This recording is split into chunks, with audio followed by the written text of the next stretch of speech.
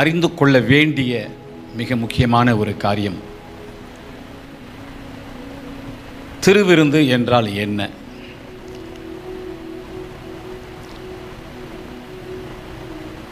இந்த திருவிருந்தில் என்ன நடக்கிறது? ஏன் அதை ஆண்டவர் கடைபிடிக்கும்படி கட்டளை கொடுத்தார்? எப்பொழுதெல்லாம் இந்த திருவிருந்தை நாம் கடைபிடிக்க வேண்டும்? எதுவரையில் கடைபிடிக்க வேண்டும்? இவைகளெல்லாம் வேதாகமத்தில் புதிய ஏற்பாட்டிலே ஆண்டவர் மிகவும் வலியுறுத்தி சொல்லியிருக்கின்றபடியினால் திருச்சபைகளுக்குள்ளே இந்த ஹோலி கம்யூனியன் பரிசுத்த திருப்பந்தியை நாம் அனுஷ்டிக்கிறோம். ஆதி கிறிஸ்தவர்கள் சுவிசேஷம் அறிவிக்கிறது எவ்வளவு முக்கியமோ, சபை கூடி வருகிறது எவ்வளவு முக்கியமோ, பாவத்துக்கு விலகி ஜீவிக்கிறது எவ்வளவு முக்கியமோ, வேத போதனைகளை போதிப்பது கற்றுக்கொள்வது எவ்வளவு முக்கியமோ,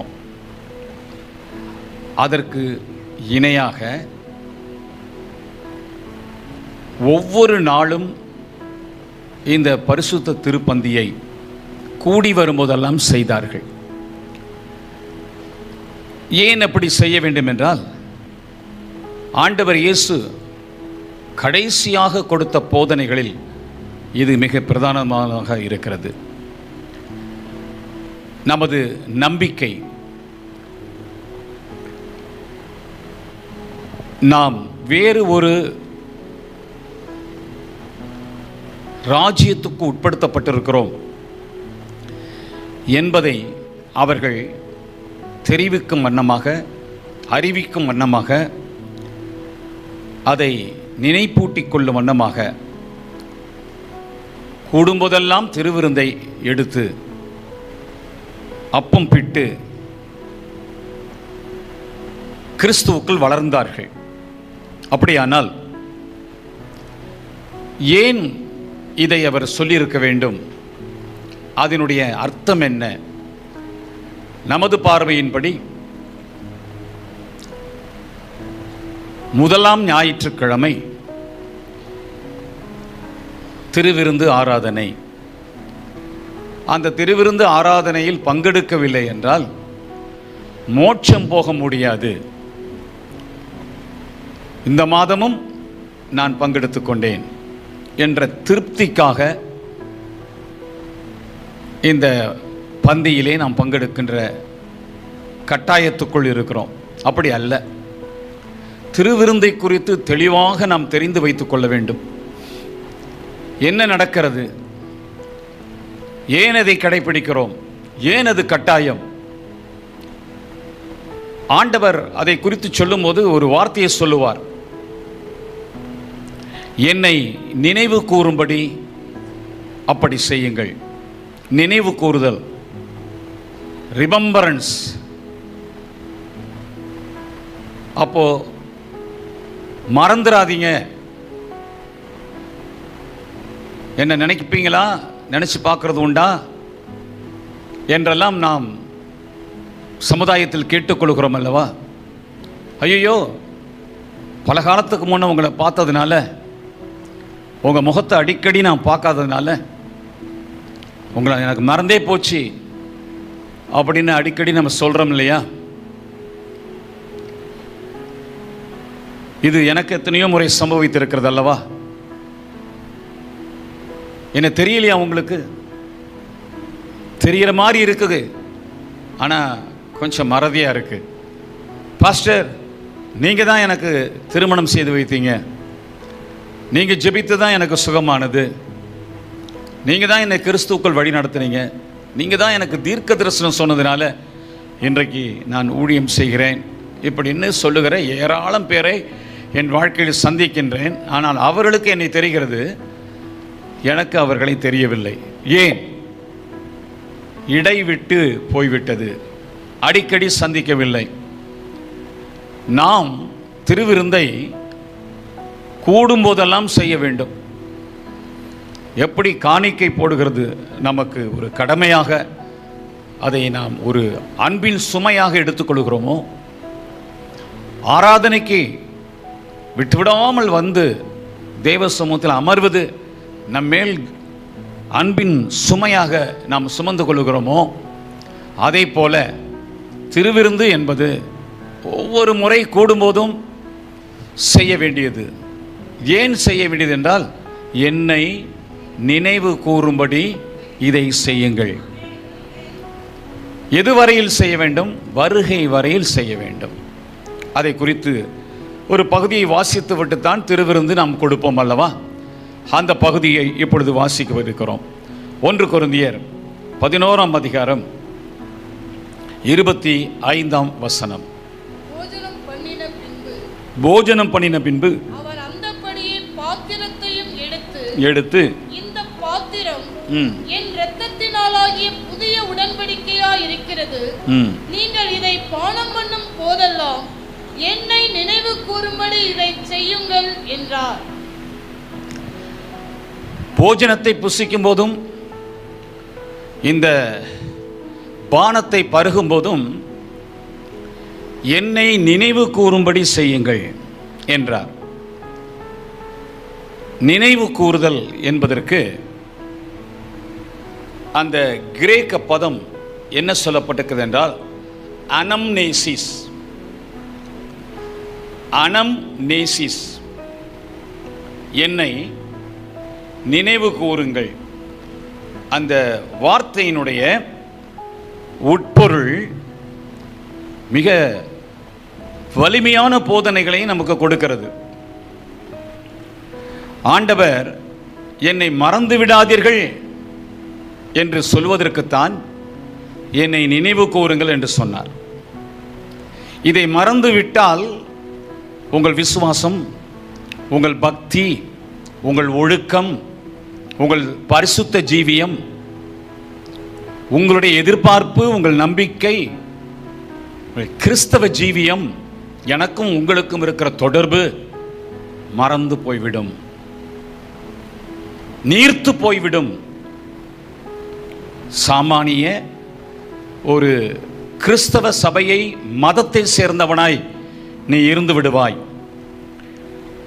ஆகையினால் நான் எதற்காக இதை உறுதியான கட்டளையாய் உங்களுக்கு கொடுக்கிறேன் என்றால், நீங்கள் கூடி வரும்போதெல்லாம், இன்னும் சொல்லப்போனால் நீங்கள் தனிமையாக இருக்கும்போது கூட,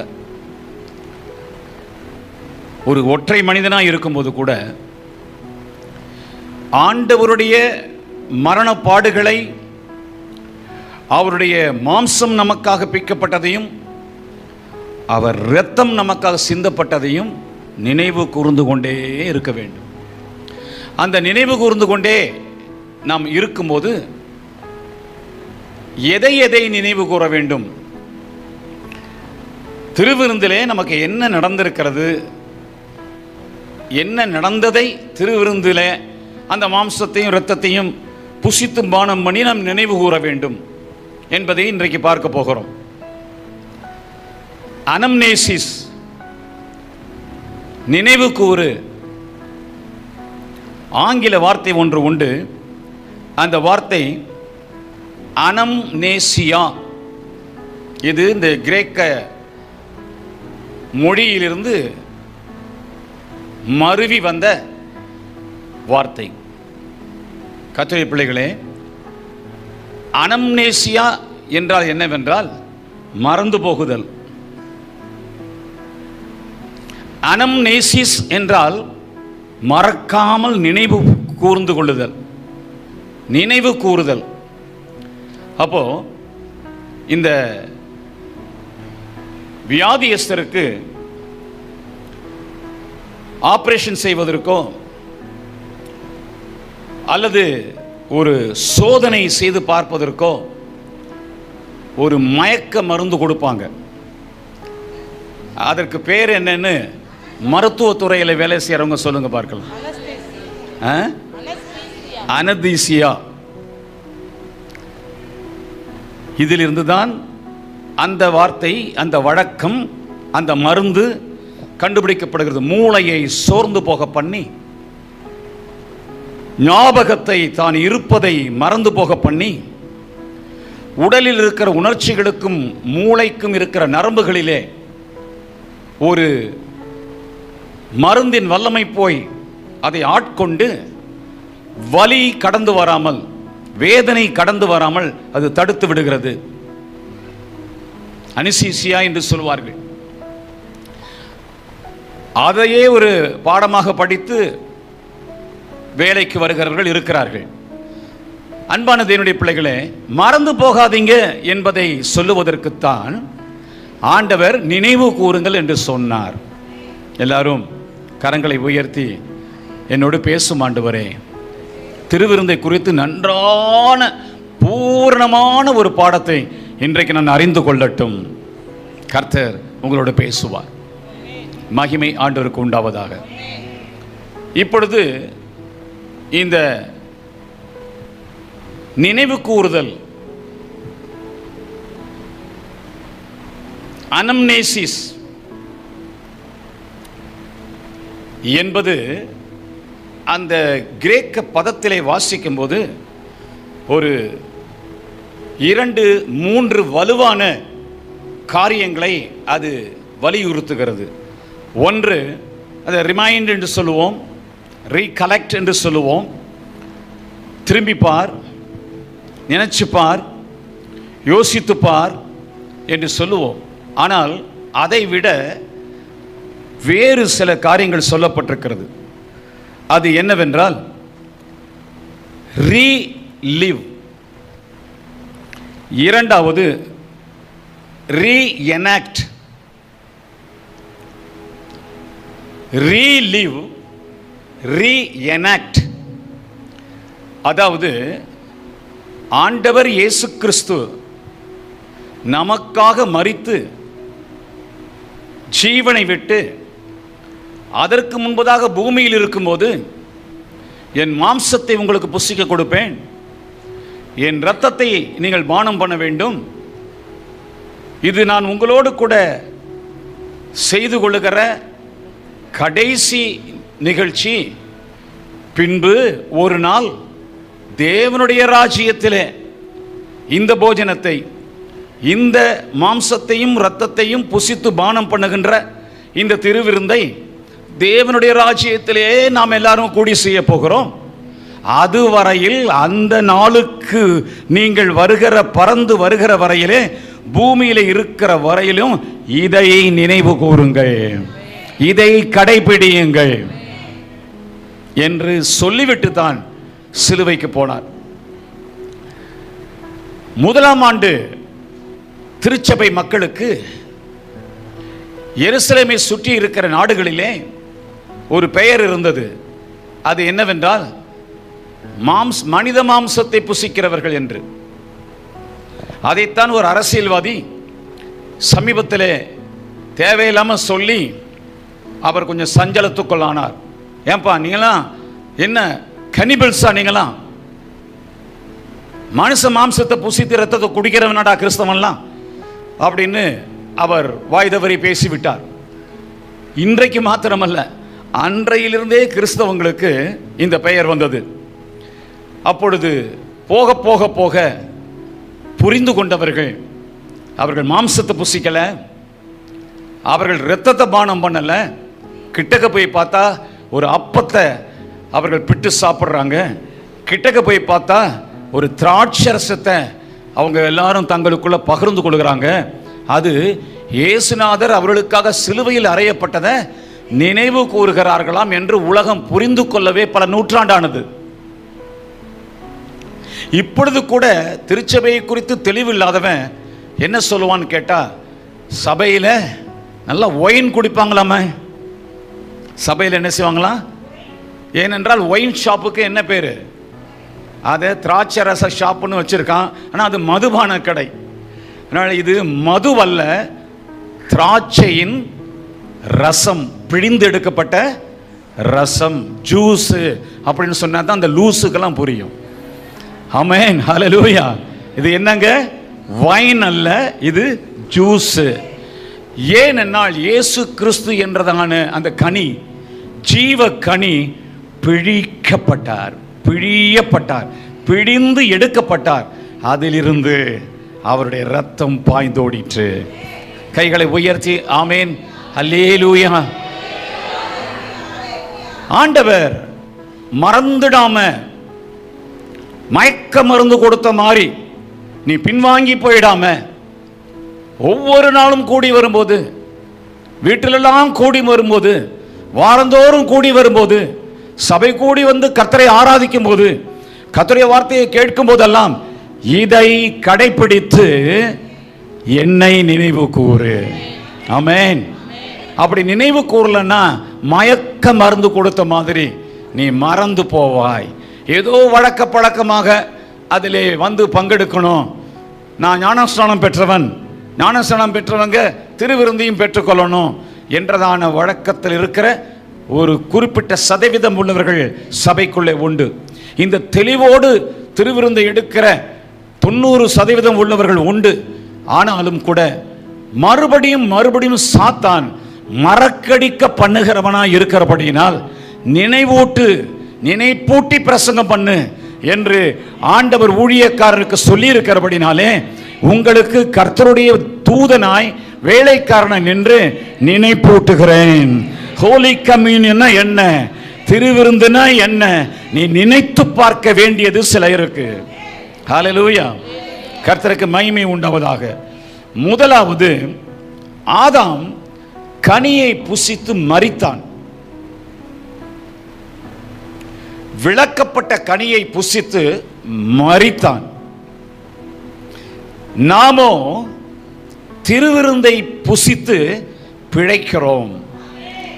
இந்த தாற்பயம், இந்த கருத்து, இந்த சத்தியத்தை நீங்க நல்லா புரிஞ்சுக்கணும். இன்றைய பிரசங்கத்தின் தலைப்பு என்ன? திருவிருந்தின் சத்தியம், கம்யூனியன் ட்ரூத். நீங்கள் திருவிருந்தை எத்தனை ஆண்டுகள் எடுத்திருந்தாலும், இந்த பூரண அறிவு இல்லாமல் எடுத்திருந்தாலும் கூட, இன்றைக்கு ஆவியானவர் உங்களுக்கு உதவி செய்கிறபடினாலே நீங்க நன்றி உடையவர்களாக இருக்க வேண்டும். இன்னும் மேலாக, இன்னும் பரிபூர்ணமாக, இன்னும் அதிகமாக உண்மையை, சத்தியத்தை தெரிந்து கொள்ள போகிறீர்கள். ஒரு அல்லேலூயா சொல்லி அப்பாவை மைண்ட். ஆதாம் அந்த கனியை புசித்தான், மரித்தான். அந்த கனியை புசிக்கும் போது அதில் என்ன இருக்கும்? 2 இருக்கும். கனியில் என்னங்க இருக்கும்? ஒன்று சதை இருக்கும், இன்னொன்று ரசம் இருக்கும். ஆண்டவர் இயேசு கிறிஸ்து என்ன கொடுத்தாரு? தமது சதையை, மாம்சத்தை கொடுத்தார். அந்த கனியின் ரசத்தை அவன் பானம் பண்ணினது போல நமக்கு ஆண்டவர் திராட்சை ரசத்தை, இயேசுவின் இரத்தத்தை நமக்கு கொடுத்தார். ஆகையினால் இயேசுவை புசிக்கிறவன் பிழைக்கிறான். அதை குறித்து வேதம் என்ன சொல்லுகிறது? வாசிப்போம். ஆதியாகமம் 2:17. ஆனாலும் நன்மை தீமை அறியத்தக்க விருட்சத்தின் கனியை புசிக்க வேண்டாம், அதை நீ புசிக்கும் நாளில் சாகவே சாவா என்று கட்டளையிட்டார். எல்லாரும் சொல்லுங்க, புசிக்கும் நாளில் சாகவே சாவாய். இன்னொரு முறை சொல்லுங்க, புசிக்கும் நாளில் சாகவே சாவாய்.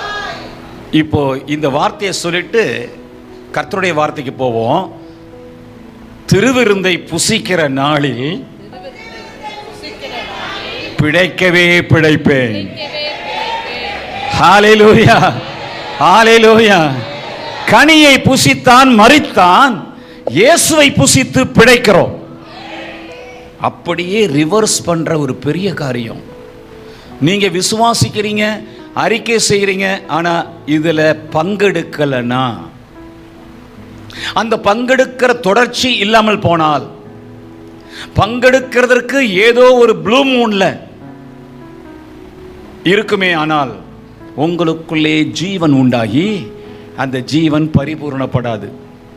அதனால தான் சொல்றேன், மாசத்துக்கு ஒன்றுன்னு ஏன் வைத்து விட்டோம்?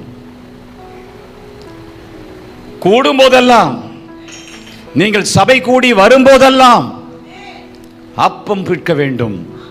அந்நிய உண்ணிய ஐக்கியமும் அப்பம் பிற்குதலும் ஜபத்திலேயும் உறுதியாய் தரித்திருந்தார்கள். ஹல்லேலூயா. தேவனுடைய ஜனமே, கர்த்தர் நமக்கு கொடுத்திருக்கின்ற இந்த ஜீவனை அடையும் மரித்து போன ஆதாமினுடைய சாயலை நாம் சுமந்திருக்கிறோம். நம்ம எல்லாரும் பிறக்கும் போதே மரித்து பிறக்கிறோம். உடல்தான் உலகத்தில் உயிரோடு துடிப்போடு பிறக்குது. நமது ஆத்துமா மரித்து கிடக்குது. காரணம் என்னவென்றால் அவன் புசித்த கனி, ஆதாம் புசித்த கனி, ஆதாமின் மீறுதல். அந்த மீறுதலால் நமக்குள்ளே இந்த உலகத்தில் பிறக்கும் போதே பாவ ஆத்துமாக்களாய் பிறக்கிறோம்.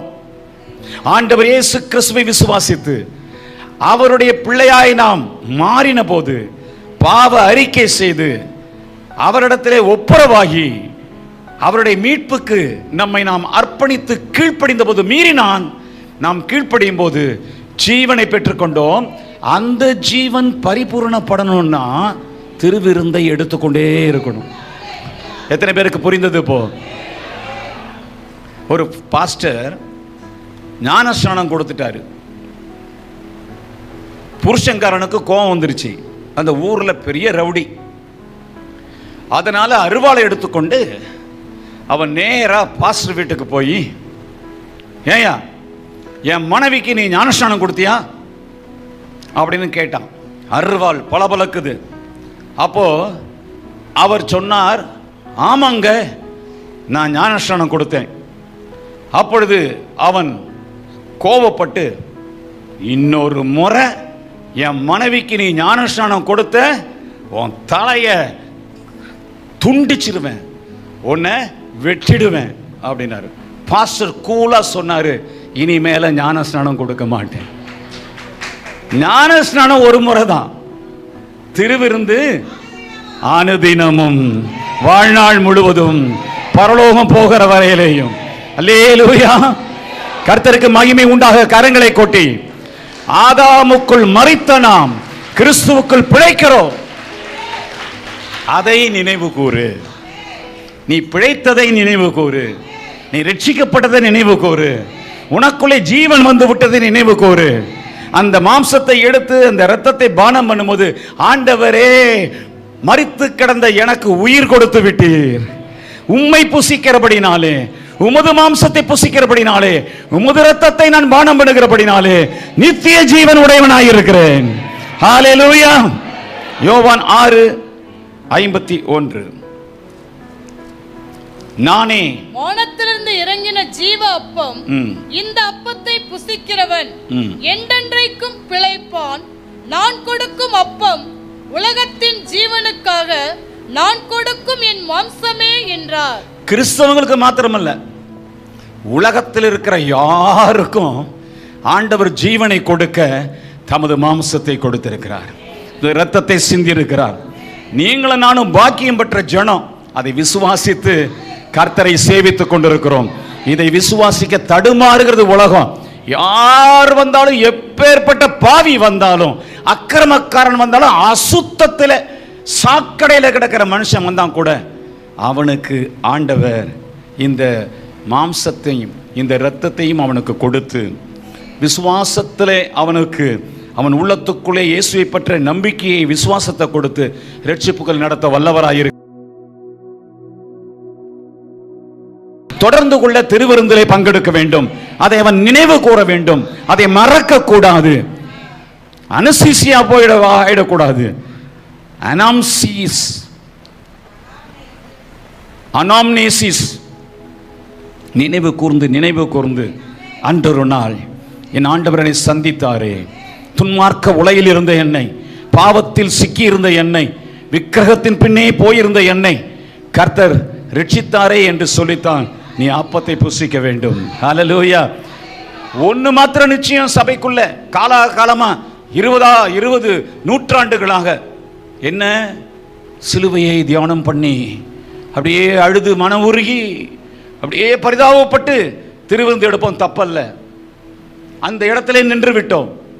நீ கொண்டாடலாம், நீ கைதட்டலாம், நீ பண்டிகை கொண்டாடலாம், பாவத்திலே மரித்து பிறந்த எனக்கு ஆண்டவர் தமது மாம்சத்தையும் ஜீவனையும் அவருடைய இரத்தத்தையும் எனக்கு கொடுத்து என்னை புது சிருஷ்டிப்பாக்கி விட்டார், ஜீவன் உள்ளவராக்கி விட்டார், பரலோக பாக்கியம் உள்ளவனாய் மாற்றி விட்டார் என்று சொல்லி சந்தோஷத்தோடு துதி பாடிக்கொண்டே நீ திருவிருந்தையை சாப்பிடலாம். நடனம் பண்ணிக்கொண்டே சாப்பிடலாம், ஆடி பாடிக்கொண்டே சாப்பிடலாம். பக்தியை விட்டுவிடக்கூடாது, பயபக்தியை விட்டுவிடக்கூடாது, ஒழுங்குகளை விட்டுவிடக்கூடாது. அதுக்கு அதுவே சிறந்தது. எது? ஒழுக்கமா நின்று கர்த்தாவே எனக்காக மறித்தீராப்பா கண்ணீர் சிந்திட்டு ஆண்டவருக்கும் உனக்கும் தொடர்பை எடுத்துட்டு போயிடு. ஆனா கொஞ்சமாவது இடம் கொடுத்த அந்த சபையில என்ன பண்ணிடுறாங்க? என்ன விதமான ஆபாச நடனங்கள் பண்ணணுமோ. ஒன்று சொல்லுறேங்க, நீங்களாம் தெளிவா இதை காதில் வாங்கி வைக்க வேண்டும்.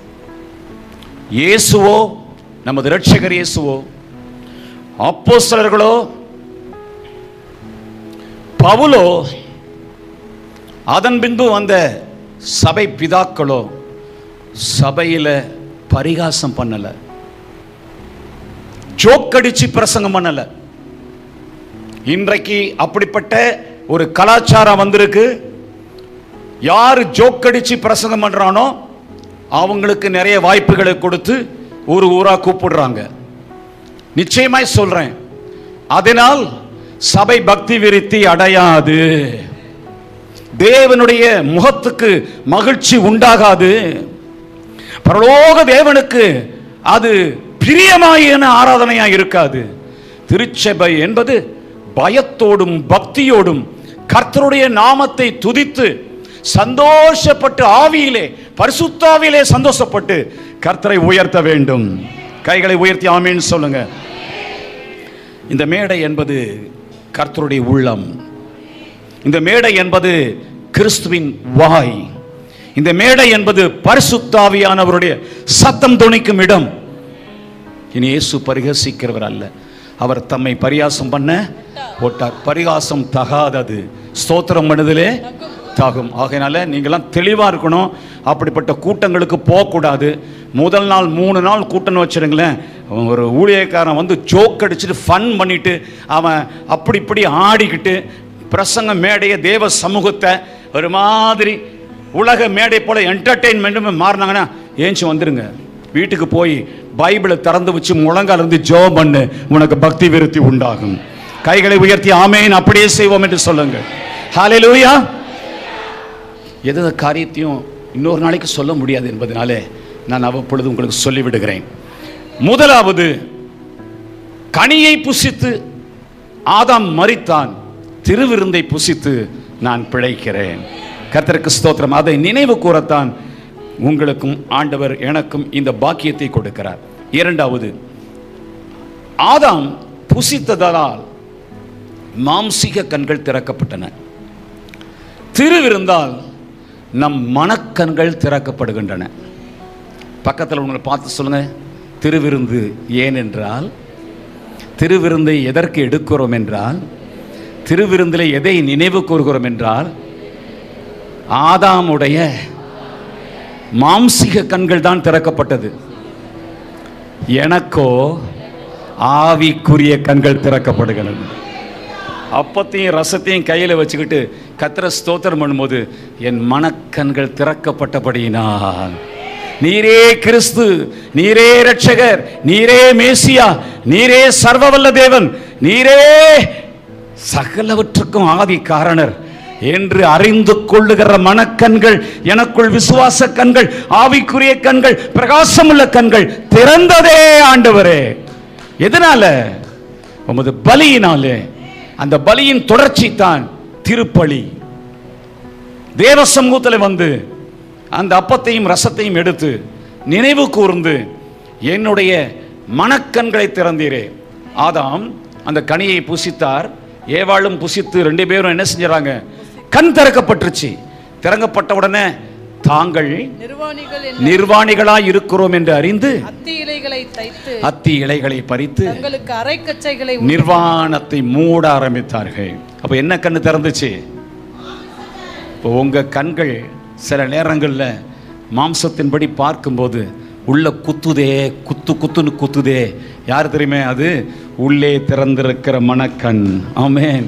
உள்ளே திறந்திருக்கிற விசுவாச கண், உள்ளே திறந்திருக்கிற ஆத்மீக கண். நீ அதற்கு அழைக்கப்பட்டவன் அல்ல. ஆதாமின் சரீரம் உனக்குள் வந்தபடினாலே நீ பாவ மாம்ச கண்கள் திறக்கப்பட்டவனாய், இச்சை உள்ளவனாய், ஆபாச சினிமாக்களை பார்த்து கொண்டிருக்கிறவனாய், மொபைல் போன்ல அசுத்தத்தை தேடுகிறவனாய் நீ வாழ்ந்து கொண்டிருந்தாய். என்னுடைய சத்தியத்தை கேட்டாய், என்னுடைய வசனத்தை கேட்டாய், என்னுடைய பலியை நீ உற்று பார்த்தாய், சிலுவையிலே தொங்குகிற என்னை நோக்கி பார்த்தாய், உன் உள்ளத்தை எனக்கு கொடுத்தாய், நான் உன்னை தொட்டேன், உன்னை நான் மாற்றினேன், உன்னை புதுப்பித்தேன், புருசிருஷ்டி ஆக்கினேன், அன்றிலிருந்து உனக்கு ரட்சிப்பு உண்டாயிற்று, நீ மறுபிறப்பு அடைந்தாய், உனக்குள்ளே ஜீவன் வந்திருக்கிறது, உனக்குள்ளே ஆவிக்குரிய கண்கள் திறக்கப்பட்டிருக்கிறது. அதை நினைவு கூறத்தான் திருவிருந்தை நாம் புசிக்கிறோம். திருவிருந்துங்கிறது மாசத்துக்கு ஒரு முறை புசிக்கிறது, வந்துட்டு புசிச்சுட்டு போகிறோம் அப்படின்னு நினச்சிங்கல்ல. ஒன்று ஒன்றா பார்த்தீங்கன்னா எவ்வளவு ஆனந்த கண்ணீர் வடித்து கர்த்தருக்கு துதி செலுத்தி கொண்டே திருவிருந்தை புசிப்பீர்கள் தெரியுமா? கர்த்தருக்கு மகிமை உண்டாவதாக. ஹல்லேலூயா. அப்பொழுது அவர்கள் இருவருடைய கண்களும் என்ன கண்கள்? மாம்ச கண்கள். அவர்கள் தாங்கள் நிர்வாணிகள் என்று அறிந்து அத்தி இலைகளை தைத்து தங்களுக்கு அரைக்கச்சைகளை உண்டு பண்ணினார்கள். லூக்கா 24:30-31. அவர் அப்பத்தை எடுத்து ஆசீர்வதித்து அதை பிட்டு அவர்களுக்கு கொடுத்தார். அப்பொழுது அவர்களுடைய கண்கள் திறக்கப்பட்டு அவரை அறிந்தார்கள். உடனே அவர் அவர்களுக்கு மறைந்து போனார். இன்னும் சிலுவையிலேயே மறிக்கலைங்க. அப்பொழுதே ஆண்டவர் அப்பத்தையும் ரசத்தையும் எடுத்து, அப்பத்தை எடுத்து ஸ்தோத்திரம் பண்ணி பிட்டு அவங்களுக்கு கொடுக்கிறார். கொடுக்கும்போது அவருடைய மனக்கண்கள் திறக்கப்படுகிறது. திருவிருந்தை எடுக்கிற உனக்கு மனக்கண்கள் திறக்கப்படுகிறது. திருவிருந்தை எடுக்கும்போது உனக்குள்ளே ஒரு கிரியை நடக்கிறது, உனக்குள்ளே ஒரு மாற்றம் நடக்கிறது. இயேசுவானவர் இந்த அப்பத்தின் வழியாக, இந்த இரத்தத்தின் வழியாக நமது மாம்சத்துக்கும் நமது இரத்தத்துக்கும் உள்ளே அவர் பிரவேசித்து அங்கமாக இம்மியாக அணுவாக ஆண்டவர் நமக்குள்ளே உள்ளே கலந்து இந்த மாம்சத்தை எல்லாம் அடக்கி அழித்து தமது சாயலாய் மாற்றுகிறார். திருவிருந்து என்பது அப்படி சடங்கல்ல, அது உள்ளே போய் இயேசுவின் சாயலை நமக்குள் கொண்டு வருகிறது. மாம்ச கண்கள் திறக்கப்பட்டது, இப்பொழுது ஆவிக்குரிய கண்கள் திறக்கப்பட்டது. அவருடைய மனக்கண்கள் திறக்கப்பட்டு இயேசுவேங்கிறாங்க. இயேசு மறைந்து போகிறார். கர்த்தருக்கு ஸ்தோத்திரம் உண்டாவதாக. அவர் அப்பத்தையும் ரசத்தையும் சிலுவைக்கு முன்னையும் செய்தார், சிலுவைக்கு பின்னையும் செய்கிறார். அதனால எவ்வளவு முக்கியத்துவம் இருந்தால் அதை ஆண்டவர் செய்திருப்பார். அதோட சொல்றாரு, பரலோகத்திலையும் நான் இதை தான் செய்ய போகிறேன் அப்படின்னு சொல்றார். எவ்வளவு முக்கியம்! பரலோகத்தில் பொண்ணு உண்டா? பரலோகத்தில் பொருள் உண்டா? பரலோகத்தில் கரன்சி உண்டா? பரலோகத்தில் உங்களுக்கு சொத்து சுகம் உண்டா? பரலோகத்தில் உங்களுக்கு பதவி உண்டா? பரலோகத்தில் உங்களுக்கு புகழ்ச்சி உண்டா? பரலோகத்தில் வயரம் உண்டா? பரலோகத்தில் உங்களுக்கு இந்த பூமியில் இருக்கிறதான சொத்துக்கெல்லாம் வரப்போதா? சில காரியம்தான் வரும். அதில் ஒன்று திருவிருந்தும். எத்தனை பேருக்கு புரிந்தது? இந்த திருவிருந்து என்பது உனக்குள்ளே அம்சமாகி கலந்து இருக்கிறது மாத்திரமல்ல, கர்த்தர் ஒரு நாளிலே அப்படிப்பட்டவர்களை மாத்திரம் அழைத்து அவர்களோட கூட நவமான ரசத்தை, புதிய ஒரு பந்தியை பரலோகத்திலே கர்த்தர் செய்து வென்று விட்டோம், ஜெயித்து விட்டோம், பிசாசை வென்று விட்டோம், உலகத்தை வென்று விட்டோம், நரகத்தை வென்று விட்டோம், மோட்ச ராஜ்யத்தில் பிரவேசித்து விட்டோம், நித்திய ஜீவனை சுதந்திரித்துக் கொண்டோம் என்று எல்லாரும் ஆடி பாடி கர்த்தரை பரலோகத்திலே துதிக்க போகிறோம். கைகளை உயர்த்தி அல்லேலூயா சொல்லி. மூன்றாவது, இஸ்ரவேலர் பஸ்காவை புசித்து இரத்தம் பூசி சங்காரத்திலிருந்து தப்பினர். நாம் திருவிருந்தால் சகல அந்தகார சக்தியிலிருந்து தப்புகிறோம். திருவிருந்தை புசிக்கிற இந்த அப்பமும் ரசமும் உள்ள போன ஒரு மனுஷனையும் பேய் பிடிக்காது. ஹல்லேலூயா. அப்படி பேய் பிடிக்குதுன்னு சொன்னா அவர்கள் அவிசுவாசத்தோடும் அசுத்தத்தோடும் சரியான மனக்கண்கள் திறக்கப்பட்ட விசுவாச இந்த பக்தி, இந்த கற்றுக்கொள்ளுதல், இந்த பயிற்சி, இந்த அறிவோடு அவர்கள் அதை எடுக்கவில்லை. உண்மையாய் என்ன நடக்கிறது என்பதை ஒரு மனிதன் விசுவாசித்து அதை புசிப்பானே ஆனால் அது அவனுக்குள்ளே உள்ள போய் அது அவனுக்குள் அம்சமாக கலந்து விடுகிறபடினாலே சத்துருவானவன், சத்துருவுடைய சக்திகள், சங்காரங்கள், தண்டனைகள், ஆபத்துகள், விபத்துகள், இந்த உலகத்தின் சக்திகள் ஒன்றும் உன்னை தொட முடியாது.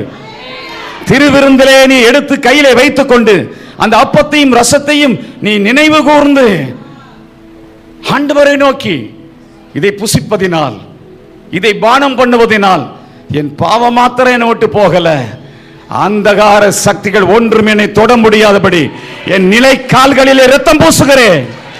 ஹல்லேலூயா. நடந்தது என்ன? எகிப்தை விட்டு புறப்பட்டு வரும்படி கர்த்தர் கட்டளை கொடுத்தார்.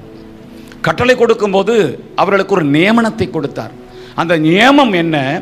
நீங்கள் ஒரு ஆட்டுக்குட்டியை எடுத்து என்ன செய்யணும்? அடித்து இரத்தத்தை உங்க வீட்டு நிலைக்காலிலே ஈசோப்பினாலே என்ன செய்யணும்? அப்படி தடவி வச்சிடுங்க. நடுராத்திரியிலே சங்கார தூதனை நான் அனுப்புவேன். எந்த வீட்டிலே இந்த அப்பத்தை புசித்து இரத்தத்தை நிலைக்கால்களிலே தடவி இருக்கிறார்களோ அந்த வீட்டை நான் கடந்து போகும்போது அந்த இரத்தத்தை கண்டு, எல்லாரும் அல்லேலூயா சொல்லுவீங்க நினைச்சேன், அந்த இரத்தத்தை கண்டு நான் சங்காரம் பண்ணாமல் இருப்பேன், நான் தொடாமல் இருப்பேன், உங்களை விட்டு கடந்து செல்வேன். உங்களுக்கு நியாய தீர்ப்பு இல்லை, உங்களுக்கு தண்டனை இல்லை, உங்களுக்கு நரகம் இல்லை, உங்களுக்கு மரணம் இல்லை, உங்களுக்கு ஜீவன், உங்களுக்கு கிருபை, உங்களுக்கு தயவு, உங்களுக்கு இரக்கம். கர்த்தரே அனுப்புற சங்கார தூதன். ஆனால் திருவிருந்தை புசிக்கிற உங்களுக்கும் எனக்கும், இந்த இரத்தத்தை பானம் பண்ணுகிற உங்களுக்கும் எனக்கும் அந்தகார சக்திகள் ஒன்றும் தொட முடியாது. சாத்தான் நம்மை தொட முடியாது. பிசாசுகள் ஒன்றும் செய்ய முடியாது. அந்த விசுவாசத்தோடு நினைவு கூர்ந்து அப்படியே புசிங்க, பானம் பண்ணுங்க. நான் முற்றிலும் பாதுகாப்பாக இருக்கிறேன். இரத்தம் தெளிக்கப்படுகிறது, இரத்தம் பூசப்படுகிறது. என் ஆவியிலே, என் ஆத்மாவிலே, என் சரீரத்திலே இயேசு கிறிஸ்துவின் ஜீவன் உள்ளே போகிறது, மாம்சம் உள்ளே போகிறது. இயேசு எனக்குள் வாசம் பண்ணுகிறார். இயேசுவின் இரத்தம் எனக்குள்ளே ஜீவனாய் இருக்கிறது. கர்த்தருக்கு மகிமை உண்டாவதாக.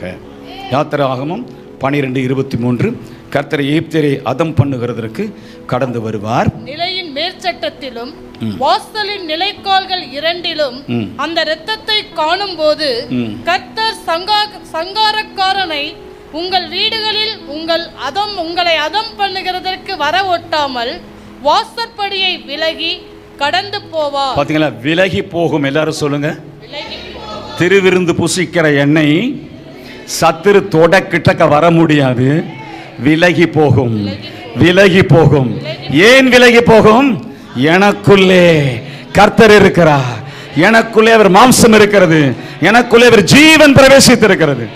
இந்த விசுவாசம் உங்களுக்குள்ள முன்னமே இருந்தா சில பேயை உங்களை தொட்டு இருக்காது, சில தீமையே உங்களுக்கு வந்திருக்காது. அப்பத்தை புசிக்கிறது எவ்வளவு மேன்மை!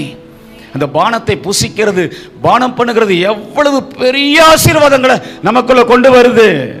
அல்லேலூயா, அல்லேலூயா. வெளிப்படுத்தல் 12ஆம் அதிகாரம் 11ஆம் வசனம். மரணம் நேரிடுகிறதா இருந்தாலும் அதற்கு தப்பும்படி தங்கள் ஜீவனையும் பாராமல் ஆட்டுக்குட்டியின் இரத்தத்தினாலும் தங்கள் சாட்சியின் வசனத்தினாலும் அவனை ஜெயித்தார்கள். ரெண்டு கையும் உயர்த்தி, எல்லாம் ரெண்டு கையும் உயர்த்திட்டீங்களா? ஆட்டுக்குட்டியின் இரத்தத்தினாலே, இயேசு கிறிஸ்துவின் இரத்தத்தினாலே நான் மூடப்பட்டிருக்கிறேன். திருவிருந்தை புசிக்கிற நான், பானம் பண்ணுகிற நான், தீமைக்கு விலக்கப்படுகிறேன், பிசாசுக்கு விலக்கப்படுகிறேன். சத்துரு என்னை தொட முடியாது. கைகளை கொட்டி துதித்து ஆண்டவரை மகிமைப்படுத்து. நான்காவது, ஆதாமால் நாம் விற்கப்பட்டோம். திருவிருந்தால் நாம் வாங்கப்படுகிறோம். பக்கத்தில் உன்னை பார்த்து சொல்லுங்க, நல்ல நல்ல சொல்லுங்க ஒரு முறை. ஆதாமால் விற்கப்பட்டோம், திருவிருந்தால் வாங்கப்படுகிறோம். ஹல்லேலூயா. இதை நினைவு கூற வேண்டும். கர்த்தருக்கு மகிமை உண்டாவதாக. ஒரு பையன் அவங்க அப்பா கொடுத்த அழகான படகு கடல்ல விட்டு விட்டு அது தத்தளிக்கிறத அழகாக அப்படியே மிதந்து மிதந்து போகிறத பார்த்து ரசிச்சுட்டு இருந்தான். பெரிய அலை ஒன்று வந்துச்சு, கப்புன்னு கவிட்டு போயிடுச்சு. தேடுறான் தேடுறான் தேடுறான், அலையிறான் அலையிறான் அலையிறான். சாயங்காலம் வரையிலும் தேடியும் அது அவனுக்கு கிடைக்கல. துக்கத்தோடு வீட்டுக்கு போயிட்டான். அவங்க அப்பாட்ட ஏண்டா துக்கமாக இருக்கிறேன்னு கேட்கும்போது, அப்பா அழகான போட்டுப்பா, விலையுயர்ந்த போட்டுப்பா, நீங்கள் எனக்கு வாங்கி கொடுத்தீங்களே, அதுக்கு என்னடாச்சு? அப்பா விளையாடிட்டு இருக்கும்போது பேரலை வந்து அதை எடுத்துகிட்டு போயிடுச்சுப்பா, தேடினேன் தேடினேன் கிடைக்கவே இல்லைப்பா. சரி சரி விடு, அதுக்காக கவலைப்பட்டுட்டே இருந்தால் என்னதான் பண்ணுறது? 2 பேரும் சேர்ந்து பல நாட்கள் கழித்து ஒரு மீனவனுடைய கடைக்கு போனாங்க. அந்த கடையில் அங்கே சங்கு அது இதெல்லாம் எலும்பு பலவிதமான கடல் பொருட்கள் எல்லாம் விற்று கொண்டிருந்தான். அந்த இடத்துல இவனுடைய போட்டு போலவே ஒரு படகு ஒன்று அங்கே வைக்கப்பட்டிருந்துச்சு. நல்ல நிறம் பூசி வண்ணம்லாம் அழகாக பூசி வைக்கப்பட்டிருந்துச்சு. பாப்பா இங்கே பாருங்கப்பா, என் போட்டு மாதிரியே இருக்கு. அப்போது அந்த மீனவன் சொன்னான், தம்பி அது ரொம்ப காஸ்ட்லி, இதெல்லாம் எடுத்துக்கோ, அது ரொம்ப விலை அதிகமானதுப்பா, உன்னால் வாங்க முடியாது, உங்கள் அப்பாவால் வாங்க முடியாது அப்படிங்கிறான். இல்லைங்க, இதை மாதிரி ஒரு போட்டை எங்கள் அப்பா நான் கேட்டதுனால விலை கொடுத்து வாங்கி கொடுத்தாருங்க, அது காணா போச்சுங்க, அதனால அதே மாதிரியே இருக்குது, அதே சைஸு, அதே அழகு, அதனால அது எனக்கு கொடுங்க. எங்கள் அப்பா எவ்வளவு விலை கொடுத்தும் அந்த வாங்க ஆயத்தமாக இருக்கிறாரு அப்படின்னு உடனே அவங்க அப்பா சிக்கலில் வச்சுட்டானே அப்படின்னு பார்த்துட்டே இருக்கிறாரு. கொண்டாப்பா அந்த போட்டை அப்படின்னா, போட்டை கொண்டு வந்து பையன் கையிலையும் அப்பா கையிலையும் கொடுத்தாங்க. கொடுத்த உடனே அந்த பையன் ஒரே சத்தம் போட்டான், அப்பா அப்பா ஏன் போட்டு தான்ப்பா இது அப்படின்னா. கடைக்காரனுக்கு கொஞ்சம் குறுங்குது. என்ன ஆயிருக்கு, காணாமல் போனதை அந்த மீனவன் கையில் சிக்கியிருக்கு. அவன் அழகாக பெயிண்ட்லாம் பண்ணி கொண்டு வந்து இங்கே வச்சிட்டான். இப்போ இவன் தான் போட்டுன்னு சொன்ன உடனேயே மீனவனுக்குள்ள ஒரு விதமான பயம் உள்ள பிடிக்க ஆரம்பிக்குது. இவன் திருடம்பா திருடம்பா, ஏன் போட்டை எடுத்து வச்சுக்கிட்டு பெயிண்ட்லாம் அடிச்சுட்டு மாற்றி அவன் விற்க பார்க்குறான்பா அவன் சொன்ன உடனே அவன் சொன்னான், ஓம் போட்டு ஏன் போட்டுலாம் எனக்கு தெரியாது, நான் கஷ்டப்பட்டு நீந்தி போய் என் கையில் வந்து சிக்கினதை நான் எடுத்துக்கொண்டு வந்து அதற்கு பெயிண்ட் அடித்து அதற்காக உழைச்சி செலவு பண்ணி வச்சிருக்கிறேன், அதனால உனக்கெல்லாம் சும்மாலாம் தர முடியாது என்று சொன்ன உடனே அப்பா உறுதியை பார்த்தார். இவன் தான் போட்டிருந்தானு கண்டுபிடிச்சிட்டான், அந்த போட்டு தான் வேணும்னு இப்போ கேட்குறான். என்னையா விலைன்னு கேட்டான், டபுளாக சொல்கிறான். உடனே அப்பா பாக்கெட்லேருந்து பணத்தை எடுத்து அவன் கையில் கொடுத்து அந்த போட்டை வாங்கி பையன் கையில் கொடுத்த உடனே அந்த பையன் போட்டை எடுத்தான், ஆனந்த கூத்து ஆட ஆரம்பித்தான். என்ன சொல்லி திரும்ப ஆரம்பித்தான், போட்டே போட்டே போட்டே நீ எனக்கு 2 முறை சொந்தம். எங்கள் அப்பா முதல்ல வாங்கி கொடுத்தாரு, இப்போ மறுபடியும் வாங்கி கொடுத்தாரு என்று ஆனந்த கூத்தடிச்சு சந்தோஷப்படுறத அப்பா பார்த்து ரசிச்சாரு பாருங்க. அதை போலத்தான் ஆண்டவர் ஏற்கனவே உங்களை படைத்ததுனாலே நீங்கள் எல்லாரும் அவருக்கு சொந்தம். சாத்தான் உங்களை திருடி கொண்டு போனான், அதிக விலையை சொன்னான், அந்த விலையெல்லாம் இயேசு கொடுத்து உங்களை மீட்டு கொண்டார். அதனால் நீங்கள் ஆனந்த கூத்து அடைகிறது தான் திருவிருந்து. ஹalleluya. விற்கப்பட்ட நீ மறுபடியும் விலை கொடுத்து வாங்கப்பட்டிருக்கிறாய். இதுதான் திருவிருந்தில நினைவு கூற வேண்டிய ஒரு பெரிய சத்தியம். ஆமென். திருவிருந்துன்னா சொன்னா இந்த கத்தோலிக்க மார்க்கத்துல வந்த ஆட்கள் எல்லாம் என்ன பண்ணுவாங்க, அப்படியே வந்து திருப்பலியை பார்க்கறது போல அப்படி பயபக்தியோடு வந்துட்டு போயிடுவாங்க. வெளியே போனால் கெட்ட வார்த்தை பேசுவான், வெளியே போனால் நேராக டாஸ்மாக் கடைக்கு போயிடுவான். அப்படிப்பட்ட ஒரு ஆள் இங்கே இருக்கக்கூடாது. இது கிறிஸ்து உங்களை மறுஜென்மத்தினாலே மறுபிறப்பினாலே மறுபடியும் சொந்தம் கொண்டாடி பெரிய விலையை கொடுத்து, அந்த விலை என்ன தெரியுமா? இயேசுவின் இரத்தம். ஹalleluya. ஆமென். லூக்கா 4:6. இவைகள் எல்லாவற்றின் மேல் உள்ள அதிகாரத்தையும் இவைகளின் மகிமையையும் உமக்கு தருவேன். இவைகள் எனக்கு ஒப்புக் கொடுக்கப்பட்டிருக்கிறது. யார் ஒப்பு கொடுத்தா? ஆதாம் விற்று போட்டான், பிந்தின ஆதாம் இயேசு விலைக்கு வாங்கினார். கர்த்தருக்கு ஸ்தோத்திரம். 1 பேதுரு 1:10.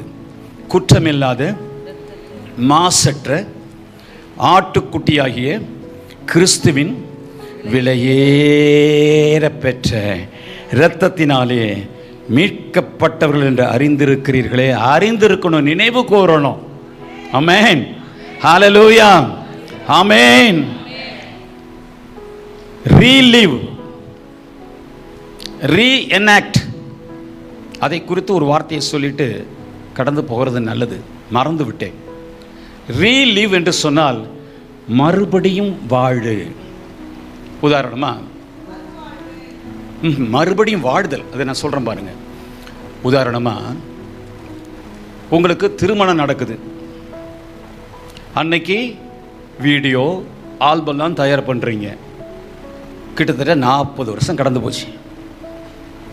இப்போ அந்த பழைய ஆல்பத்தை எடுத்துகிட்டு வந்து பிள்ளைங்கள்லாம் உங்கள்கிட்ட கொண்டு வந்து வச்சுக்கிட்டு வீடியோலாம் போட்டு காமிக்குது.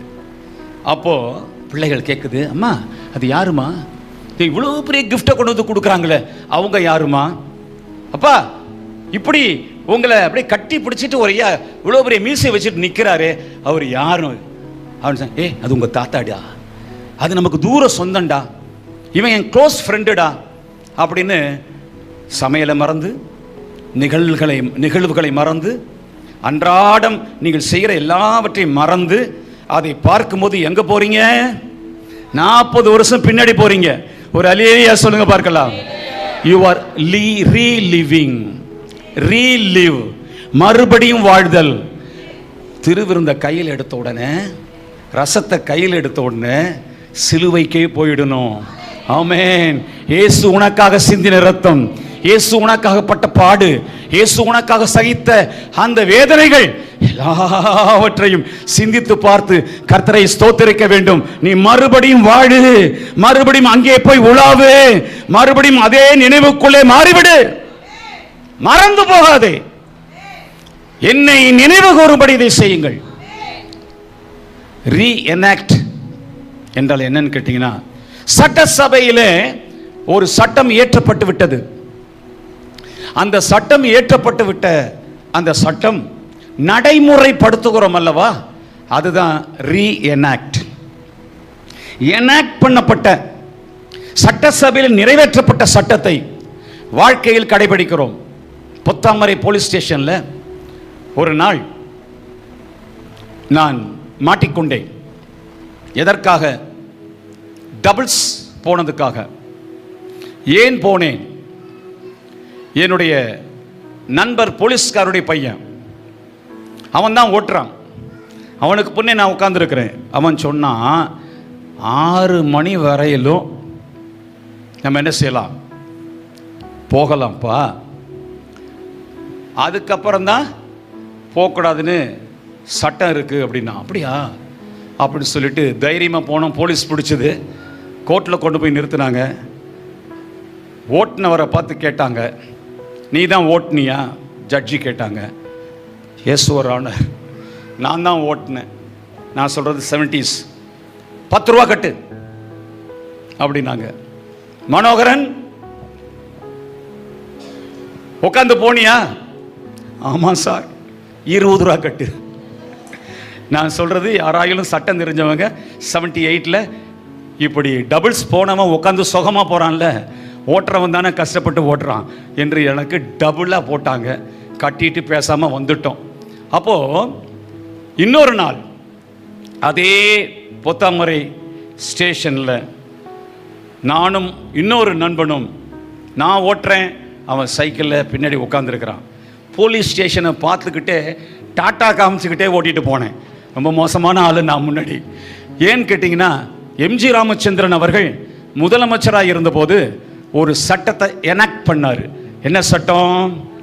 டபுள்ஸ். அப்புறம் எதுக்கிட்டா கேரியர் வச்சுருக்கிறீங்க, பொருளெல்லாம் வச்சுட்டு போகலாம், ஆட்களை வச்சுட்டு போகக்கூடாதா, டபுள்ஸ் போகலாம் என்று ஒரு சட்டத்தை போட்டார்.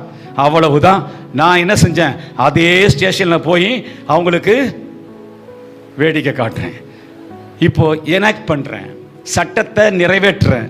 அதை போல சாத்தானுக்கு டாட்டா காமிங்க. கைகளை உயர்த்தி ஒரு அல்லேலூயா சொல்லுங்க.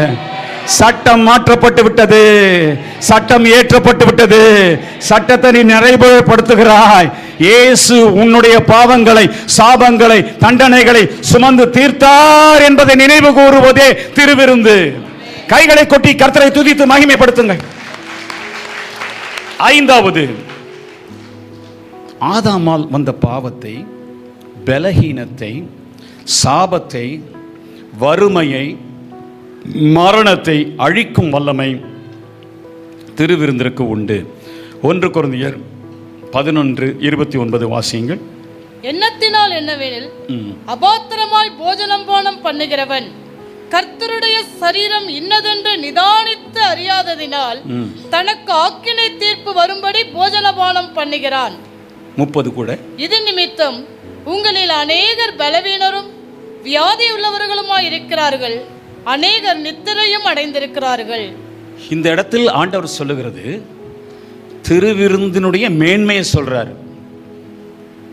ஆவியானவர் பவுல் வழியாக திருவிருந்தின் மேன்மையை சொல்றாரு. அதாவது சபையில் 2 கூட்டம் இருக்கு. ஒரு கூட்டம் இதையெல்லாம் அறிந்து திருவிருந்து எடுக்குது. இன்னொரு கூட்டம் கிறிஸ்துவின் சரீரம் இன்னதென்று நிதானித்து அறியாததனால் ஆக்கினை தீர்ப்பு வரத்தக்கதாக. இந்த விசுவாசமும் இந்த பார்வையும் இல்லாமல் திருவிருந்து எடுக்கிறவனுக்கு வியாதி வரும், பலவீனம் வரும், நோய் வரும், மரணமே சம்பவிக்கும். நித்திரை என்பது மரணத்தை குறிக்கும். மரணமே சம்பவிக்கும். ஆனால் இந்த விசுவாசத்தோடு, இந்த பார்வையோடு, இந்த நம்பிக்கையோடு கிறிஸ்துவின் சரீரம் எப்படிப்பட்டது, எனக்காக அது என்ன செய்திருக்கிறது, நான் கையில் வைத்திருக்கிற இந்த துண்டு அப்பம் இயேசுவின் சரீரத்தினுடைய பிக்கப்பட்ட அந்த சதைக்கு, மாம்சத்துக்கு அடையாளமாக இருக்கிறது. என் கையில் இருக்கிற இந்த பானம், இந்த ரசம் கிறிஸ்து சிந்தின இரத்தத்திற்கு அடையாளமாக இருக்கிறது. அது என்ன செய்கிறது? அது என் நோயை நீக்குகிறது, அது என் பலவீனத்தை நீக்குகிறது, அது என் மரணத்தை நீக்குகிறது, என் சாபத்தை நீக்குகிறது, என் தண்டனையை நீக்குகிறது என்று விசுவாசித்தால் உனக்கு இருக்கிற அத்தனை வியாதியும் திருவிருந்து ஒரு முறை எடுத்த போதே உன்னை விட்டு ஓடி போய்விடும். எத்தனை பேர் விசுவாசிக்கிறீங்க? விகில்ஸ்வொர்த் என்றதான இங்கிலாந்தை சேர்ந்த உலக பிரசித்தி பெற்ற தேவ மனுஷன் 18 பிணங்களை உயிரோடு எழுப்பினவர். தன் வாழ்க்கையிலே அவரால் செய்ய முடியாத ஒரு அதிசயம் இல்லை. கிறிஸ்து செய்ததை போலவும் கிறிஸ்துவுக்கும் அதிகமாக பயன்படுத்தப்பட்ட வல்லமையான தேவதாசன் ஸ்மித் விகில்ஸ்வொர்த். அவர் ஏன் வாழ்நாளெல்லாம் சுகமாய் இருந்தார்? ஒரு முறை மேடையிலே 90 வயசு, கிட்னி கல் உறுத்துகிறது, லட்சக்கணக்கான மக்களுக்கு பிரசங்கம் பண்ணி கொண்டிருக்கிறார். வலியோ கொடுமை, பொத்தென்று கீழே விழுந்து மயங்கி விழ வேண்டிய வயசு, தாங்க முடியல. என்ன பண்ணார் தெரியுமா?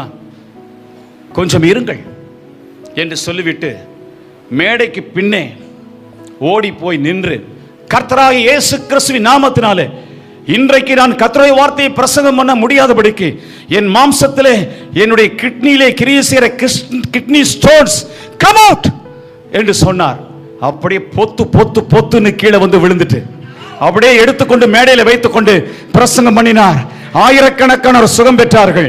அவர் சொல்லுகிறார், நான் தினந்தோறும் என்னுடைய வீட்டிலே காலையில எழும்பி அப்பத்தையும் ரசத்தையும் வைத்து கிறிஸ்துவின் சரீரம், கிறிஸ்துவின் ரத்தம் என்று சொல்லி புசித்து பானம் பண்ணி கர்த்தரை துதிக்கிற வழக்கம் உடையவன் என்று சொல்லுகிறார்.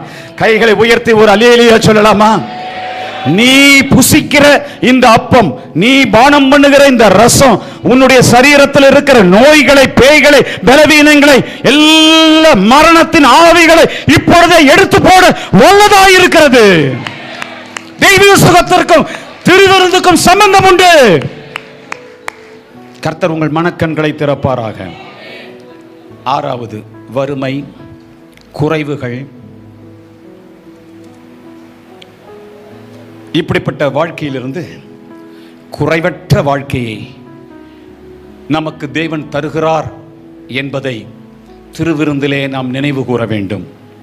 குறைவான வாழ்க்கை, வறுமை நிறைந்த வாழ்க்கை, பாடுகள் நிறைந்த வாழ்க்கை, கடன்கள் நிறைந்த வாழ்க்கை, எப்பொழுதுமே தேவைக்காக ஏங்கி நிற்கிற வாழ்க்கை, ஒரு சாபம் நம்மேல, பொருளாதார முன்னேற்றமே வர முடியாதபடிக்கு எப்பொழுதும் இடுக்கம், எப்பொழுதும் தேவைக்காக ஏங்கி நிற்குதல், கிழக்க மேற்க பார்க்குதல். விசுவாசியே, தேவனுடைய பிள்ளையே, அபிஷேகம் பெற்றவரே, தேவராஜ்யத்துக்கு உட்பட்டவரே, பரம தகப்பன் ஐஸ்வர்ய சம்பனராயிருக்கிறார். கைகளை உயர்த்தி ஆமென் சொல்லி ஏற்றுக்கொள், ரிசீவ் பண்ணிக்கொள். பரம தகப்பன் ஐஸ்வர்ய சம்பனராயிருக்கிறார்.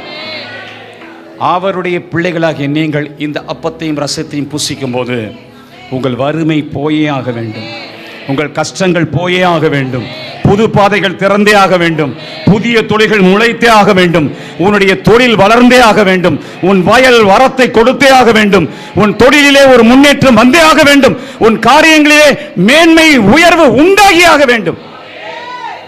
அதை நீங்க ஒவ்வொரு முறை எடுக்கும் போது ஸ்தோத்திரம் பண்ணுங்க. இந்த நாளிலிருந்து அதை செய்து பாருங்க. வறுமை தருத்திரம்லாம் நம்ம விட்டு ஓடி போக கர்த்தர் வழிகளை திறக்கிறதை பார்ப்பாய். ஹல்லேலூயா. உபாகமம் 29:5 வாசித்தால் புரியும்.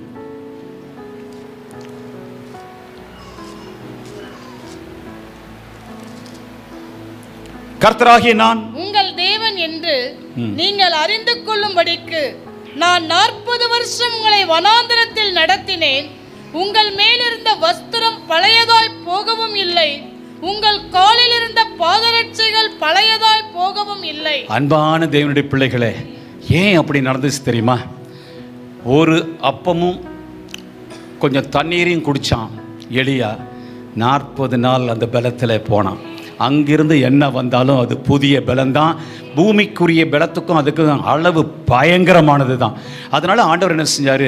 40 வருஷம் இவங்க நடந்து போகணும் வனாந்தர பாதை வழியா. அவர்களுக்கு நூற்கவோ, அவர்களுக்கு விதைக்கவோ, அறுக்கவோ, நூற்கவோ, உடுத்திக்கொள்ளவோ முடியாது. அவர்களுக்கு சரீரத்தில் வியாதி வந்தால் மருத்துவம் செய்து கொள்ள முடியாது என்பதை அறிந்த தேவன் இந்த அப்பத்தையும் இந்த ரசத்தையும் பஸ்காவை கர்த்தர் ஆசரித்து புசித்து குடித்து போகும்படி செய்தார். ஒரு அல்லேலூயா சொல்லுங்க பார்க்கலாம். அவர்கள் அப்பத்தை புசித்து பஸ்காவை புசித்து அவங்க போகலைன்னா இந்த 40 வருஷம் இந்த ப்ராஸ்பெரிட்டி அவங்களுக்கு இருந்திருக்காது, இந்த செழிப்பு இருந்திருக்காது. காலில் இருக்கிற செருப்பு கூட தேய்ஞ்சு போகலை, சரீரத்தில் போட்டிருக்கிற அந்த வஸ்திரம் கூட பழசா போகலை, ஒரு நோயும் வரலை, ஒரு வியாதியும் வரலை. கர்த்தருடைய பிரசன்னம், கர்த்தருடைய மகிமை, கர்த்தருடைய அக்கினி அங்கே கூடவே இருந்தபடினால், கர்த்தரை தொழுது கொண்டே இந்த வனாந்தரத்தில் போய்கொண்டிருந்தபடினால் அவர்கள் நோயற்றவர்களாக, பலவீனமற்றவர்களாக, அதைத்தான் இங்கே பவுலும் சொல்லுகிறார். அவர்கள் கிறிஸ்துவின் சரீரத்தை குறித்ததான அறிவு இல்லாம, அதை குறித்ததான தெளிவு இல்லாம, நிதானிக்காம அவங்க சாப்பிட்றதுனால வியாதியா இருக்கிறாங்க, பலவீனமா இருக்கிறாங்க, நோயாளியா இருக்கிறாங்க, சில பேர் சீக்கிரம் மரித்தும் போகிறாங்க. ஆனா இந்த அப்பத்தை புசிக்கிறவனுடைய வாழ்க்கை 40 ஆண்டுகளா இருந்தாலும் ஒரு முறை புசித்தால், ஒரு முறை திருவிருந்தை எடுத்தால், ஒரு வாரம் திருவிருந்தை எடுத்தால், ஒரு நாள் திருவிருந்தை எடுத்தால், வாழ்நாள் முழுவதற்கும் உனக்கு சுகம் சுகம் சுகம், அற்புதம், வளர்ச்சி, பிராஸ்பரிட்டி, செழிப்பு, தொட்டது துளங்கும், செய்வது வாய்க்கும், வளருவாய் வளருவாய் பெருகுவாய், சத்துரு தொட முடியாது. ஹல்லேலூயா ஹல்லேலூயா. உன் களஞ்சியங்கள் நிரம்பும். எத்தனை பேர் விசுவாசிக்கிறீங்க? ஹல்லேலூயா திருவிருந்தின் சத்தியங்களில் 7வது முடிக்கிறேன். பின்னே, முன்னே, சுற்றிலும், உள்ளே. பக்கத்தில் உள்ளவங்க கையை பிடிங்க, சொல்லுங்க. பின்னே, முன்னே, சுற்றிலும், உள்ளே. சொல்லுங்களேன் நீங்களே. இன்னொரு முறை. முன்னே, பின்னே, முற்றிலும், சுற்றி. நினைவு கூறுங்கள். அனம்னேசிஸ். நினைவு கூறுங்கள். என்னத்தை நினைவு கூறணும்? திருவிருந்தை எடுக்கிறதுக்கு முன்ன 4 காரியங்களை நாம் நினைவு கூறலாம். 6 காரியங்களை சொல்லி 7வது காரியத்திலே 4 காரியத்தை ஒட்டுமொத்தமாய் சொல்லுகிறேன். நினைவு கூறலாம். சுருக்கமாய் நேரடியாய் சொல்லுகிறேன். 1, பின்னே பாருங்கள். பேக்வேர்டு. 2000 ஆண்டுகளுக்கு முன்னே கல்வாரி சிலுவையிலே இயேசு உங்களுக்காக அடிக்கப்பட்டு நொறுக்கப்பட்டபடியினால் உங்களுக்கு விடுதலை உண்டாயிற்று. இங்கே நின்று இந்த அப்பத்தை எடுத்து சிலுவையை நோக்கி பார், பாடு, துதி, முன்னே கொண்டு வா. கல்வாரி சிலுவையை பவுல் சொல்றார், உங்களுக்கு முன்னே சிலுவையில் அறையப்பட்ட இயேசுவை அன்றி வேறு ஒன்றையும் நீங்கள் தெரிந்து கொள்ள வேண்டாம் என்று நான் திட்டமிட்டேன் என்கிறார். சிலுவையில் அறையப்பட்ட இயேசுவை அன்றி வேறு யாரையும் நீங்கள் சிந்தித்துக் கொள்ள உங்கள் மனக்கண்ணுக்கு கொண்டு வர நான் விரும்பவில்லை என்கிறார். அதனால தான் நான் சொன்னேன், பரிசுத்த மேடை இந்த இடத்துல என்ன இருக்கணும்? சிலுவையில் அறையப்பட்ட இயேசு காணப்படணும். மனுஷன் காணப்படக்கூடாது, அவனுடைய புகழ் காணப்படக்கூடாது, அவனுடைய பொய் சாட்சிகள் சொல்லப்படக்கூடாது. அவன் பாடல் திறமை உடையவன ஆடுகிறது போய் நீங்க பார்த்து கொண்டிருக்கீங்கன்னா அது சபையே அல்ல, நாடக அரங்கு. சபையே அல்லது நாடக அரங்கம். இங்கே கர்த்தருடைய வார்த்தை, கர்த்தருடைய ஜீவன், கர்த்தருடைய ஆவியானவர், கர்த்தருடைய அக்கினி, கிருபை, இரக்கம், பரிசுத்தம், நீதி, இவைகள் தான் நினைவு கூறப்பட வேண்டும். சத்தியமான வார்த்தையை சொல்லுகிறேன் என்று நீ விசுவாசித்தால் கைகளை கொட்டி கர்த்தரை துதித்து ஆண்டவரை மகிமைப்படுத்து. See backward. பின்னே திரும்பி பார்த்து சிலுவையை உயர்த்து. முன்னே பார், நான் வரும் அளவும் இதை நினைவு கூறுங்கள். இயேசு சீக்கிரம் வரப்போகிறார். அவரோடு கூட பரலோகத்தில் இப்படிப்பட்ட ஒரு திருப்பந்திய நான் ஆசரிக்க போகிறேன் என்று வருகையை நினைத்து பார். சுற்றிலும் பார். அருமையானவர்களே, எந்த மனுஷனும் என்ன செய்ய வேண்டுமா? அடுத்தவருக்காக காத்திருக்கணுமா? அதை 1 கொரிந்தியர் 11ஆம் அதிகாரத்தில் விலைக்கு சொல்றார் பவுல். என்ன சகோதரரே, வரீங்க, அவன் பாட்டுக்கு புசிச்சுட்டு போறீங்க, ஒருத்தருக்காக ஒருத்தர் காத்திருக்க வேணாமா அப்படின்னு. அருமையானவர்களே, திருச்சபையிலே திருவிருந்து எடுப்பது என்பது உனக்கும் தேவனுக்கும் மாத்திரம் என்று நீ நினைத்து விட்டால் கிறிஸ்துவின் சரீரம் இன்னதென்று நீ நிதானித்து அறியவில்லை. உனக்கும் உன் அருகில் இருக்கிற சகோதரனுக்கும் ஒரே மாதிரி இரத்தத்தை தான் சிந்தினார், ஒரே மாதிரி மாம்சத்தை தான் கொடுத்தாரு. இப்போ ஒரே அப்பமாக இருந்ததை, ஒரே பாத்திரத்தில் இருந்த ரசத்தை பிட்டு பிட்டு துணுக்கு துணுக்காய் எல்லாருக்கும் கொடுத்துருக்குறோமே, அது முன்னே எப்படி இருந்துச்சு? ஒரே அப்பமாக இருந்துச்சு, ஒரே பானமாக இருந்துச்சு. இப்போ உங்களுக்குள்ளே இது பரவி வந்திருக்கு. அதனால இங்கே இருக்கிறது இப்போ அங்கே இருக்கிறது. பரலோகத்தில் இருக்கிறது இயேசு, அவர் இங்கே இருக்கிறார். பக்கத்தில் இருக்கிற சகோதரனும் சகோதரியும் உன்னுடைய அங்கம். இதிலே மேன்மை, ஜாதி, பணம், படிப்பு ஒன்றும் கிடையாது. நம்ம எல்லாரும் கிறிஸ்துவின் இரத்தத்தினால் கழுவப்பட்டவர்கள். நம்ம எல்லாரும் கிறிஸ்துவின் சரீரத்துக்கு உட்பட்டவர்கள், அவருடைய பலியினால் மீட்கப்பட்டவர்கள். எத்தனை பேர் புரிந்து கொண்டீர்கள்? சுற்றிலும் பார், பின்னே பார், முன்னே பார், சுற்றிலும் ஐக்கியம் கொள்ளு. எல்லாரையும் நேசி, எல்லாரையும் கனப்படுத்து, எல்லாரோடையும் பேசு, எல்லாருக்காக ஜெபம் பண்ணு, எல்லாரையும் விசாரி, எல்லாருக்காக கவலைப்படு, எல்லாருக்காக மன்றாடு. ஒருத்தரையும் மட்டுமா நினைக்காத. சாமானிய கிராமத்து பாட்டி அழுக்கான பாட்டி குளித்து நாளாயிடுச்சு, கிறிஸ்துவை விசுவாசிக்கிறாங்க, உன்னோட இந்த அப்பத்திலே கை போடுறாங்க, இந்த தாளத்திலே கை போடுறாங்க, இந்த பந்தியிலே கை போடுறாங்கன்னு சொன்னா உனக்கும் அந்த சகோதரிக்கும் எந்த வித்தியாசமும் இல்லை. எத்தனை பேர் விசுவாசிக்கிறீங்க? சுற்றிலும் பார், கண்ணை ஏறெடுத்து பார். உன்னை போலவே இந்த சகோதரனை கர்த்தர் நேசிக்கிறார், உன்னை போலவே இந்த சகோதரியை கர்த்தர் நேசிக்கிறார். திருச்சபை என்பது ஐக்கியம் கொள்வதற்காக. அதனால தான் ஆதி திருச்சபையை குறித்து அப்போஸ்தலர் 1:2 எழுதப்பட்டிருக்கிறது. என்ன எழுதப்பட்டிருக்கிறது? அந்நிய ஒன்னியத்திலும் அப்பம் பிட்குதலிலும். அந்நிய ஒன்னியம். யார் யாரோ எங்கெங்கயோ பிறந்தோம், நம்ம எல்லாரும் ஒரே சரீரமாயிட்டோம், இயேசுவின் பிள்ளைகள் ஆயிட்டோம், ரட்சிக்கப்பட்ட கூட்டமாயிட்டோம், மனவாட்டி ஆயிட்டோம், பரலோகத்துக்கு பறந்து போகிறதான புறாவாக நம்ம மாறி மினுக்கி கொண்டிருக்கிறோம். ஒரு அல்லேலூயா சொல்லி சுற்றிலும் பார்க்க வேண்டும். இறுதியாக உள்ளே பார். தன்னைத்தான் சோதித்து அறிந்து இந்த அப்பத்திலே கை போடணும். தன்னைத்தான் சோதித்து அறியணும். உள்ளே குறை இருக்கிறதா, குற்றம் இருக்கிறதா, தீங்கு இருக்கிறதா, கசப்பு இருக்கிறதா, பகை இருக்கிறதா, மனைவியோடு ஒப்புரவாய் இருக்கிறேனா, புருஷனோடு ஒப்புரவாய் இருக்கிறேனா, பிள்ளைகளோடு ஒப்புரவாய் இருக்கிறேனா, விரோதங்கள் இருக்கிறதா, பொய்கள் இருக்கிறதா, ஆபாசங்கள் இருக்கிறதா, அசுத்தங்கள் இருக்கிறதா, சினிமாவுக்கு இடம் கொடுக்கிறேனா, ஆபாச காட்சிகளுக்கு இடம் கொடுக்கிறேனா, மனம் போல வாழ்ந்து கொண்டு திருவிருந்தை எடுக்கிறேனா? எல்லாம் ஆபத்தா முடியும், ஆபத்தா முடியும். தன்னைத்தான் சோதித்து இந்த அப்பத்திலே பங்கெடுக்க கடவன். இப்ப சொல்லுங்க, எங்கெங்க பார்க்கணும்? சுற்றிலும் உள்ளே. ஹalleluya.